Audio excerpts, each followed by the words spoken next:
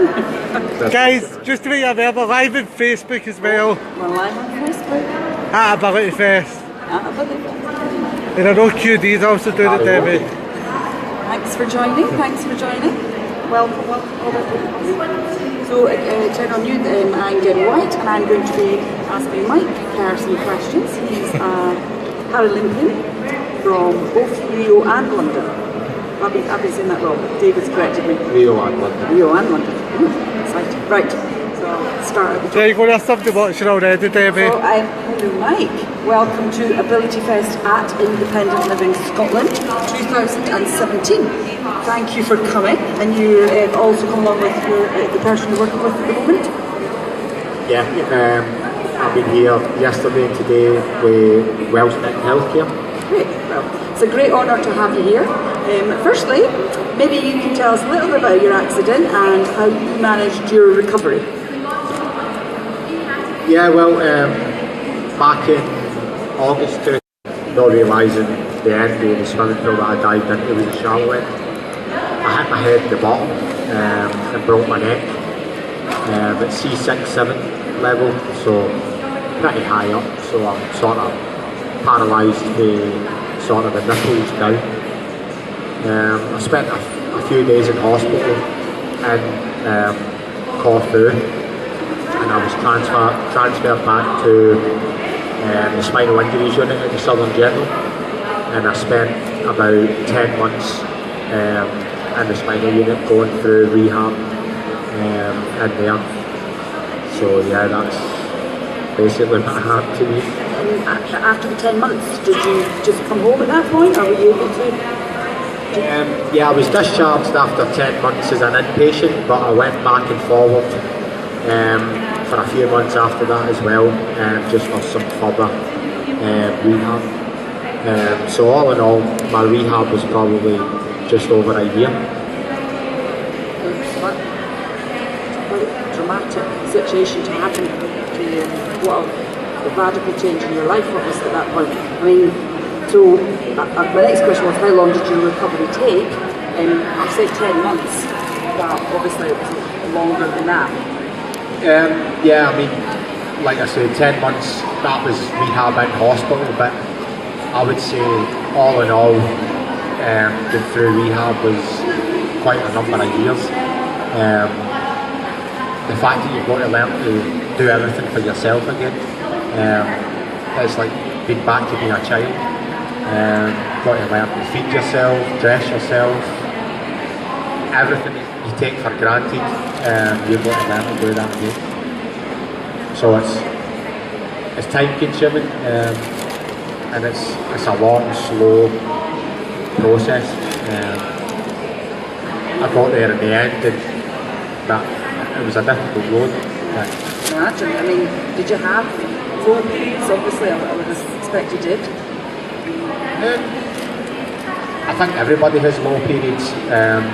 Everybody has good days and bad days. More noticeable when you're going through something like that, because sometimes you don't feel that you're making any progress. You might take one step forward, feel you're getting somewhere, you're getting better, and then you might suffer a setback. You feel like, oh, you're taking a couple of steps back, and sometimes you think, is there actually any light at the end of the tunnel? Just because things are that slow, things take so long to get to grips with and stuff like that. So yeah, there was low points, and sometimes you just wonder, am I ever going to get there? You know what I mean? Am I ever going to get back to any sort of independence? Would you say there was anything that was key to your recovery, mentally and physically, obviously? Mentally and physically, for me, it was when I started playing wheelchair rugby. So when I was in the spinal unit going through my rehab, the physios told me about wheelchair rugby, which obviously I had never heard of before. But I had always been into sport, I had always been an active person. Before I suffered my spinal injury, I was studying health and fitness at college. So obviously when I was told about wheelchair rugby, it was something that I was very interested in. So when I was discharged for the spinal unit, there was a club training in Falkirk at the time. I went along to training after I was discharged, as I say, for the spinal unit, and I pretty much fell in love with it straight away. I got discharged for the spinal unit in May 2001, and I think I started playing rugby in June 2001. So, like I say, I took it up straight away, I fell in love with it straight away, and I knew it was what I wanted to dedicate my life to. So that obviously was completely key to your recovery. And do you think without it, you wouldn't have made such an incredible recovery and ability to return to independent life? Yeah, definitely. Obviously, wheelchair rugby helped me get fit and strong again. It helped me meet people that were in the same, obviously, position that I was in. So you get to learn. Obviously, you learn things off the people that are in the same situation as you are.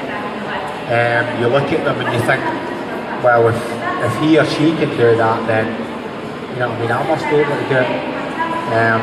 So yeah, it's just like, obviously, picking up tips for people that are in the same boat as yourself, learning to do things that they're doing, and like I say, just being fit and strong and healthy again.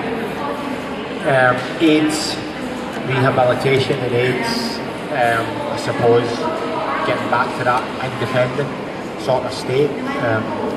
For me it was massive, for me it was key, and I would recommend, like, sport, not even like, you don't need to want to be an elite athlete or a Paralympic athlete, but just the age of recovery to get you fit and strong again, I would recommend it to anybody. And obviously that extends mentally as well as physically. So emotionally it assisted you obviously a great deal.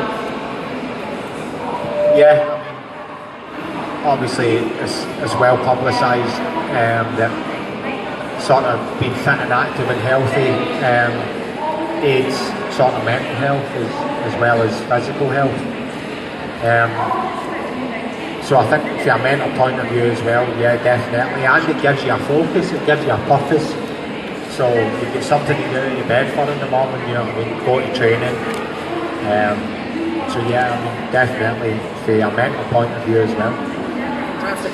So obviously you've taken it to the next level. You weren't just going along once a week to club rugby, you progressed significantly. So tell us a little bit about that journey, how you went from just sort of a weekly class and a weekly session to the Olympics. Yeah, like I say, I started playing rugby in 2001. Like I say, I quickly realised it was what I wanted to do with my life. It's what I wanted to dedicate my life to. And obviously, the aim was to obviously make a Paralympics if I could. So after I started playing, I was selected after a few years. I was selected for the Great Britain Development Squad. Roughly 2002, I think I was selected. And then in 2005, I went for a trial for the Great Britain Elite Squad. And if I'm being honest, I didn't even think that I would get selected. I only went for the experience. And then in January 2006, I got a phone call from the coach at the time saying that I had been selected for the Great Britain Elite Long Squad at the time. So that was basically a squad of 22 players that would then fight it out for the 12-man team for sort of any major competition. And after that, it was a few years before I made the 12-man team. I was selected in, as I say, 2006 for the squad, but I never made the team until 2011. I was selected for the European Championships in 2011. So that was a good few years of hard work, dedication, training every day, driving the length and breadth of the country, obviously living in Glasgow.